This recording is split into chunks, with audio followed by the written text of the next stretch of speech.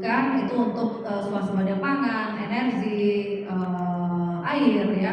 Kita juga ingin membangun kedaulatan berbasis ekonomi biru, ekonomi hijau. Nah, saat ini kita sedang cascadingkan ke dalam program kegiatan sampai ke outputnya dalam key planning ya. Nah, di situ tuh ada ribuan sampai rincian output karena kita ingin semuanya terukur ya gitu. Nah, memprioritaskannya tentunya ada saluran-salurannya. Ada yang nantinya dibiayai oleh APBN yang tentunya misalnya makan siang gratis, misalnya untuk kemarin pengolahan sampah. Kita bicara itu tentunya mendukung juga untuk makan bergizi gratis ya itu ya sampai ke sana. Ada juga nanti yang prioritisasinya menggunakan PSN karena memang membutuhkan dana yang lebih banyak, kita perlu ada bauran dana yang lain. Jadi ada beberapa jenis pemprioritasan program.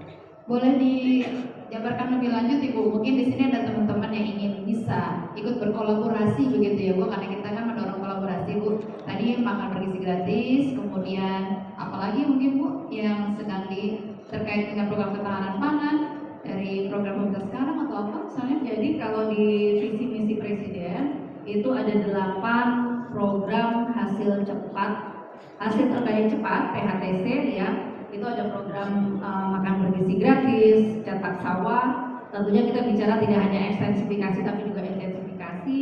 Kemudian juga ada untuk pembangunan lumbung-lumbung pangan dan banyaknya ada beberapa lainnya karena saya nggak terlalu hafal, bukan di bagian saya. Nah, kemudian kita juga ada yang tadi 8 asta cita yang tentunya semuanya kita upayakan untuk bisa berkolaborasi dengan berbagai pihak. Yang paling gampang tadi, yang paling jelas adalah untuk program makan bergizi gratis. Kita juga berbicara bukan hanya mendistribusikan pangannya, tetapi bagaimana rantai pasok pangan itu juga ditopang oleh berbagai mitra di daerah karena kita ingin mendorong pangan lokal, termasuk juga pangan akuatik, dan kita juga sudah menghitung sampah dari makan bergizi gratis ini itu lumayan besar, sekitar 1,1 sampai 3,5 juta ton per tahun ya. Nah, di sekolahnya saja kita juga sudah bisa itu. Artinya tentunya network yang sudah ada ini menjadi sangat berpotensi untuk dikolaborasikan 5 tahun ke depan. Baik, terima kasih banyak Bu Vivi. Nah, tantangannya lantas apa Ibu? Tantangannya bagaimana Ibu dengan apa kita punya program hasil terbaik cepat gitu dengan pemerintahan yang baru, dan kemudian kita juga terus mendorong bagaimana investasi hijau ini bukan hanya di tataran pemerintah pusat tapi yang paling penting sampai ke daerah gitu Bu. Yang pertama di tempat kita masing-masing tentunya kita perlu saling melirik ya, termasuk juga mencermati berbagai target-target, bukan hanya target yang ditetapkan oleh pemerintah daerah misalnya ya karena paling dekat, tapi juga target nasional dan tentunya target global. Kita punya kerangka kolaborasi SDGs yang tentunya juga sudah didiseminasikan sampai ke daerah. Jadi kalau kita bicara misalnya target untuk kemiskinan, target pengurangan kelaparan, kesehatan, dan sampai dengan 17 itu kurang lebih banyak pihak sudah mengerti. Nah, bagaimana caranya? Tentunya melalui koordinasi, kolaborasi, ngobrol, Zoom meeting dan sebagainya supaya kita bisa tahu siapa mengerjakan apa. Dan tentunya nanti dari pemerintah akan secara berkala mengupdate, membaru karena kita sedang dalam proses transisi ya. Itu yang kita perlukan ke depan supaya teman-teman dari non-state actor pun juga memahami apa yang dikerjakan pemerintah. Dan saya pikir ini kita sekarang sudah melalui transisi dengan sangat baik ya, tidak ada kegaduhan. Tentunya inilah saatnya ke depan kita berupaya keras bekerja bersama untuk mencapai berbagai target-target yang sudah ditetapkan.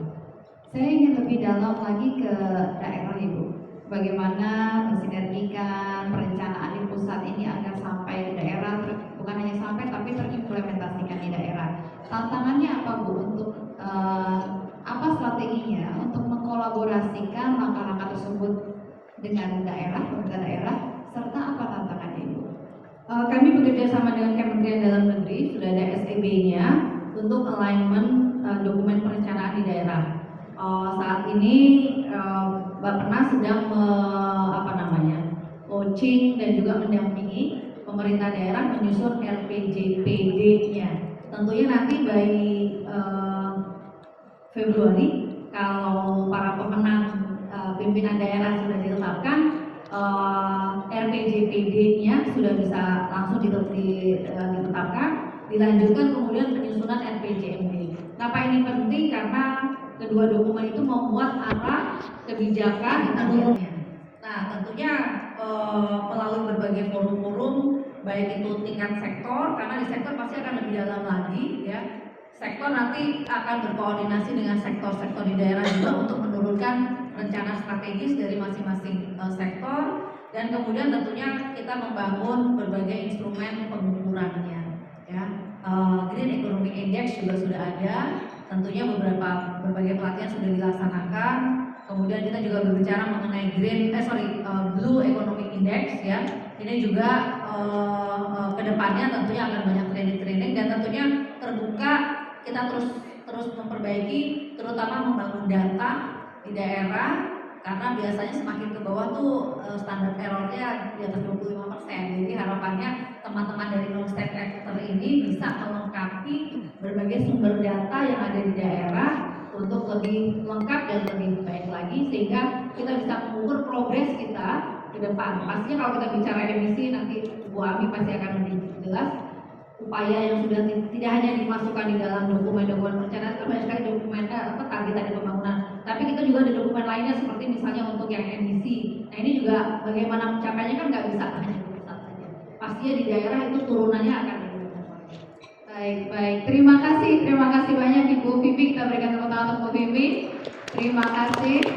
Memang sebuah tantangan baru adalah juga ini berganti semua begitu ya, di daerah ini berganti, sehingga kemudian tentunya kolaborasi ini dan juga tadi Ibu sampaikan ngobrol ya, komunikasi siapa melakukan apa di daerah ini perlu untuk kemudian diperkuat kembali untuk memastikan agar program transformasi ekonomi hijau ini berjalan hingga ke daerah. Nah, untuk selanjutnya saya ingin menyapa Ibu Ami, Ibu Laksmi Dewanti.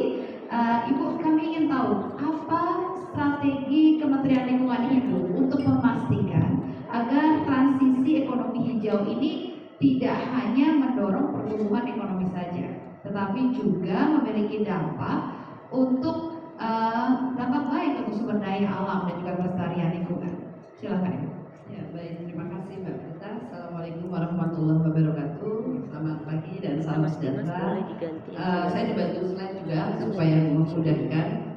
Jadi kalau tadi ditanya apa strateginya Kementerian Lingkungan Hidup, mungkin di awalnya dulu di slide pertama, saya ingin mengatakan bahwa ini kita juga lagi transisi, tidak hanya ekonomi hijau yang transisi, kementeriannya juga lagi transisi. Mungkin balik ke slide awal di cover, saya ingin menjelaskan sedikit. Jadi nanti KLHK, ibu-ibu yang ada di kanan ini akan berubah menjadi dua kementerian, Kehutanan dan Lingkungan Hidup. Dan Kementerian Lingkungan Hidup juga akan merangkap sebagai Badan Pengendali Lingkungan Hidup. Logonya sudah saya tayangkan di sini, ini untuk teaser saja karena sebentar lagi juga akan. Dan nanti juga fungsinya berubah untuk perubahan iklim, dari Dirjen Pengendalian Perubahan Iklim akan menjadi Deputi Menteri Pengendalian Perubahan Iklim dan Tata Kelola Nilai Ekonomi Karbon. Jadi mungkin yang nilai ekonomi karbon ini yang nanti juga banyak kaitannya dengan ekonomi hijau, termasuk ekonomi sirkular di bawahnya. Jadi bukan hanya ekonomi yang transisi, kementeriannya juga transisi. Jadi kalau ditanya strateginya pada slide berikutnya, saya mohon izin Ibu Vivi menjelaskan sedikit. Slide ini adalah slide tahun 2010. Pada saat itu Indonesia menjadi tuan rumah Governing Council UNEP di Bali, dan yang dibahas adalah ekonomi hijau 2010. Ini yang kemudian mengawali karena 2013 page itu diluncurkan. Jadi ini awalnya dari Bali nih Bu Vivi.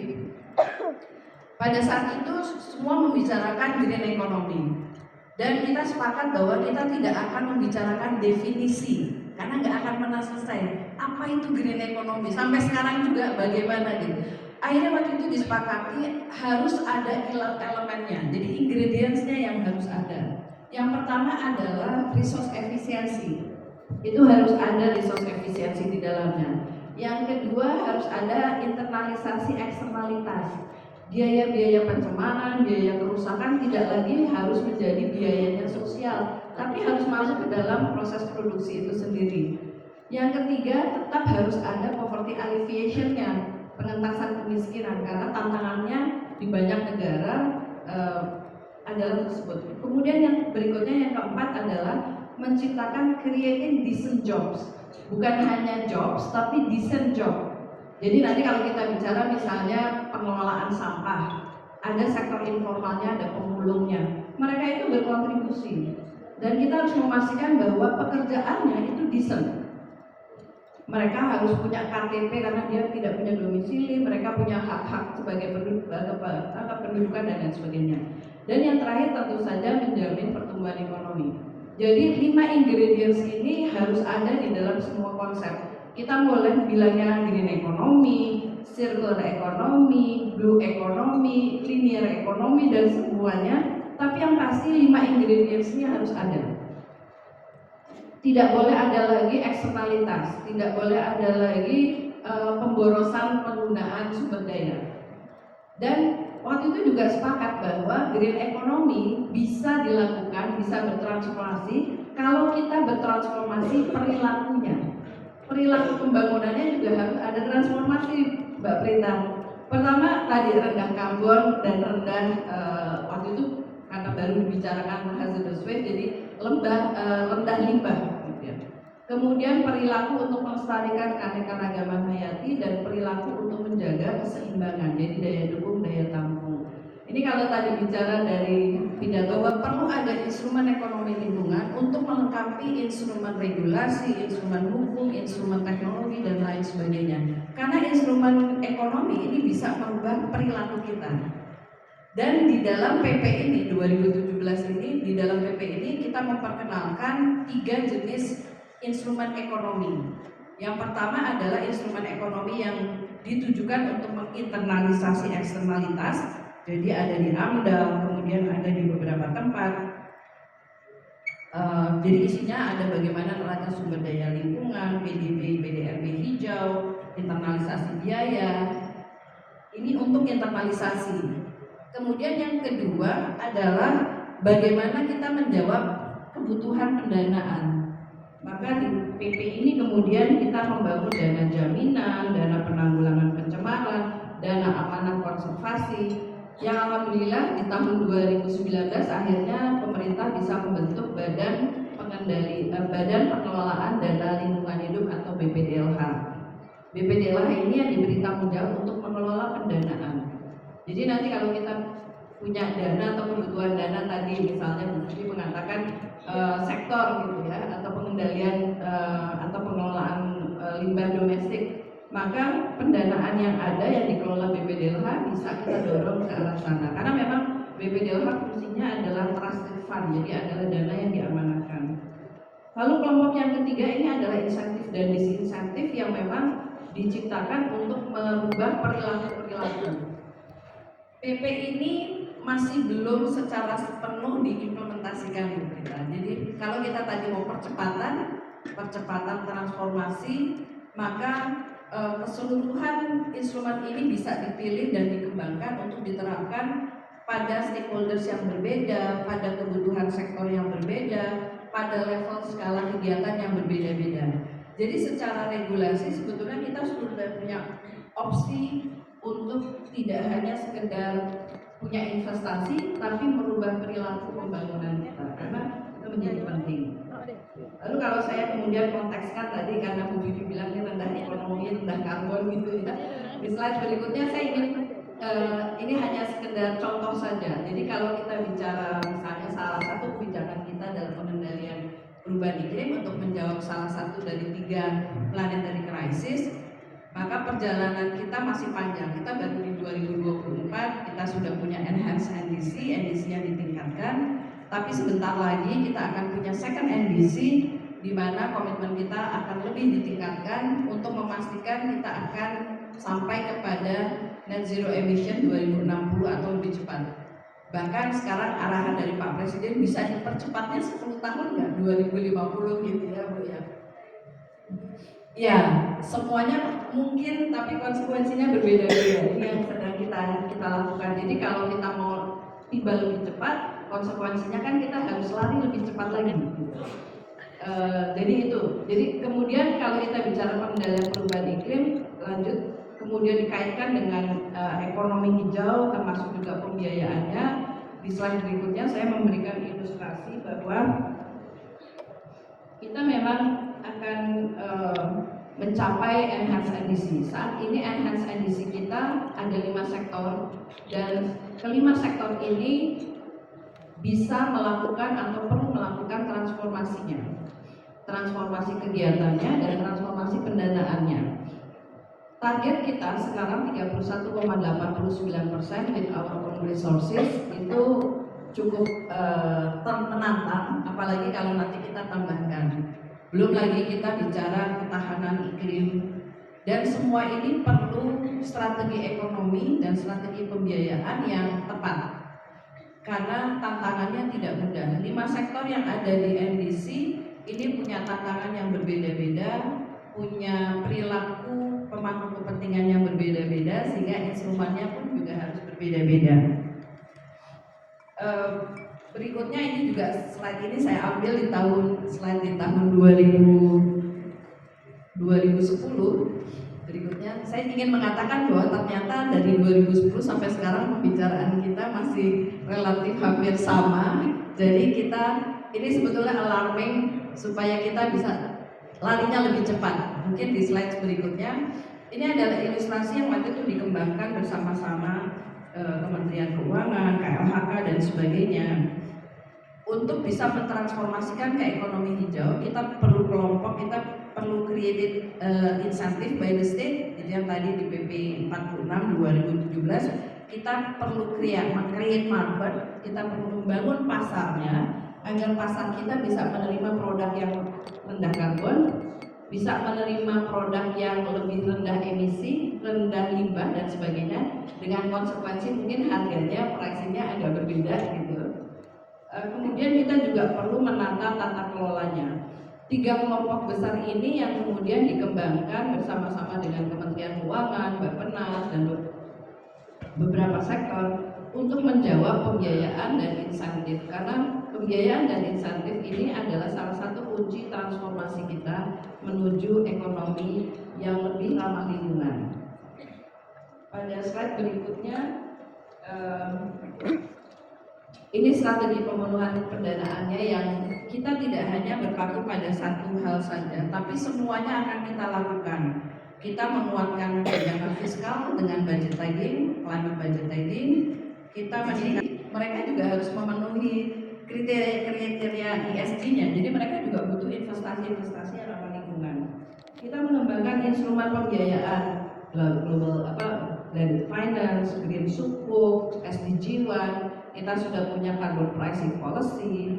Kita juga meningkatkan akses, karena sekarang akses global itu persyaratannya ekonomi hijau, lebih ramah lingkungan, rendah karbon dan sebagainya. Nah, Ibu Omi, boleh saya bertanya, Bu, sejauh ini bagaimana sebenarnya picture investasi, daya tarik investasi hijau di Indonesia saat ini seperti apa? Kalau kita bicara soal financing ini. Kalau kita melihat data yang diproduksi oleh Katadata 2022 kalau tidak salah, investasi ESG kita masih relatif rendah bila dibandingkan dengan negara-negara yang setara dengan Indonesia, G20 lah misalnya seperti itu. Jadi di situ sebetulnya tantangannya, dan di survei yang berbeda mengatakan bahwa upaya untuk meningkatkan investasi ESG yang sangat signifikan saat ini, daya tarik yang terutama adalah pada saat investasi itu bisa menjawab tantangan perubahan iklim. Berarti rendah emisi karbon. Jadi kalau kita dorong upaya-upaya sesuai dengan upaya kita untuk melaksanakan NDC, Nationally Determined Contribution, sebetulnya kita mendorong pasar agar lebih memasukkan investasi yang rendah karbon. Dan itu yang saat ini menjadi pemantik utama untuk meningkatkan investasi di ESG, Environment, Social, and Governance. Penyebabnya apa, Bu? Kita masih belum terlalu menarik untuk untuk investasi hijau di Indonesia? Ya, ada beberapa hal, salah satunya adalah kebijakan harga atau pricing policy. Pricing policy kita masih mungkin belum sepenuhnya pro kepada produk-produk yang rendah emisi, kepada produk-produk yang lebih organik misalnya. Jadi kalau kita memilih di pasar produk-produk yang lebih ramah lingkungan, relatif harganya masih lebih tinggi, sehingga kemudian preferensi pasarnya sendiri masih memilih yang harganya lebih terjangkau. Jadi affordability masih menjadi isu utama. Nah, affordability ini yang sebetulnya juga perlu diadres oleh pemerintah melalui salah satu instrumen yang ada di PP 46 tadi. Misalnya kita memberikan bukan reduksi tapi subsidi misalnya, atau penyertaan modal. Kalau kita lihat di sini strategi pemenuhan kebutuhan di mekanisme pendanaan yang inovatif, SDG 1 misalnya. Ini SDG 1 ini temannya Bu Vivi bener nih sebetulnya. SDG 1 yang di PT SNI itu dia memberikan de-risking, kemudian penyertaan investasi dan sebagainya, di mana itu nanti akan menyebabkan investasi hijau atau ESG ini semakin affordable oleh para investor. Jadi kita perlu dua-duanya, pricing-nya disiapkan, tapi preferensi publiknya juga harus didorong. Karena kalau preferensi publiknya masih kepada isu yang lain, maka sulit kita akan mendorong ini. Jadi dua-duanya kita menyiapkan di primary marketnya, regulasi, dan juga kita mendorong di secondary market. Kalau kita belajar dari apa yang terjadi di Indonesia terkait dengan EV, Ibu, dengan tadi Ibu Vivi menyampaikan naik loh dari 2% kenaikannya 30% berarti ya Ibu Vivi ya, kenaikannya 30%. Apa yang kita bisa pelajari dari polanya Ibu untuk kemudian mendorong hal-hal lain begitu? Yang Salah terkait satunya dengan adalah karena memang ada kebijakan insentif yang diperuntukkan khusus untuk subsektor tersebut. Jadi dan kemudian pada saat yang bersamaan informasi tentang pilihan kendaraan listrik itu juga sudah beredar di media, di medsos dan sebagainya, dan sudah menjadi bagian dari tren gaya hidup. Jadi ini dua-duanya yang tadi saya katakan, insentif jadi primary marketnya, setting policy-nya juga melakukan upaya. Kemudian di secondary marketnya, untuk meningkatkan preferensi pilihan masyarakat, kita juga harus main di kampanyenya. Ini urusannya Mbak Prita nih nanti nih. Jadi memang dua-duanya dimainkan. Nah, EV ini salah satu keberhasilannya ya Bu. Yang kita perlu kemudian bagaimana ini jadi kemudian menjadi sistematik dan kemudian menjadi terinternalisasi dalam pola-pola yang bukan hanya ad hoc sesaat, tapi menjadi terus-menerus dilakukan. Baik, ada lagi yang kami ingin tanyakan Ibu terkait dengan financing. Kita mengetahui COP yang baru saja berlangsung ini kan memang memperkuat komitmen terkait dengan financing ya Bu ya. Targetnya 1,3 triliun USD untuk negara berkembang dengan kontribusi negara maju 300 triliun 2035 tadi disampaikan oleh Bapak Wakil Kepala Bappenas. Opportunity apa itu yang bisa kita ambil dari komitmen di COP ini? Oleh-oleh dari COP. Ya, jadi salah satu oleh-olehnya COP29 adalah komitmen NCQG, New Collective Quantified Goals, untuk pendanaan yang baru ini disepakati. Jadi memang mandatnya harus selesai tahun ini. Tapi ini juga hasil NCQG ini juga yang kalau kita baca, kita punya Samurai Bond untuk blue carbon, kita punya SDG 1 di PT SNI, kita punya banyak sekali, dan kita juga harus men-tailor agar investasi kita ramah lingkungan. Karena Indonesia sudah punya inisiatif ini, maka ini kalau lomba lari kan finishnya ditetapkan, tapi kita sudah nyicil lari gitu, kira-kira seperti itu. Maka sebetulnya kita bisa berlari lebih cepat karena kepercayaan publik bahwa Indonesia mengembangkan inovasi pendanaan, kita punya regulasinya, kita punya contohnya EV misalnya dan sebagainya, sehingga pasar untuk green economy punya potensi di Indonesia. Ini peluang yang kita bisa lakukan agar mobilisasi MCQG tadi itu bisa dilakukan lebih cepat di Indonesia. Karena kalau bicara 300 billion itu kan global. Jadi kita cepat-cepatan ngambil gitu. cepat-cepatan untuk menunjukkan bahwa kita lebih siap dibanding negara lain. Jadi page ini menjadi salah satu mitra utama yang bisa kita rangkul terus-menerus agar kita bisa meningkatkan oportunitas. Baik, terima kasih banyak Ibu Laksmi Dewanti untuk penjelasannya. Terima kasih, kita berikan tepuk tangan. Nah, saya akan beralih ke Mbak Areta Aprilia ini, Mbak. Mbak, bicara mengenai tadi program Page, tadi disampaikan oleh Ibu Laksmi, semoga bisa membantu ini mengakselerasi begitu transformasi ekonomi hijau di Indonesia, itu harapannya dari pemerintah Indonesia. Bagaimana tanggapannya, Mbak? Menarik sekali, selamat pagi Mbak Prita, Bu Vivi, Bu Ami, mohon izin Bapak Ibu sekalian, Pak Simon dan Bu Singgita, senang sekali berada di sini. Ini memang menjadi tantangan bagi kita semua ini untuk UN Page sendiri. Kebetulan kan kita sudah cukup lama melaksanakan kegiatan di Indonesia. Dan tadi Ibu Ami sudah menyampaikan sebetulnya kalau kita bicara terkait dengan green economy, green transformation itu dari hulu ke hilir ya Mbak ya.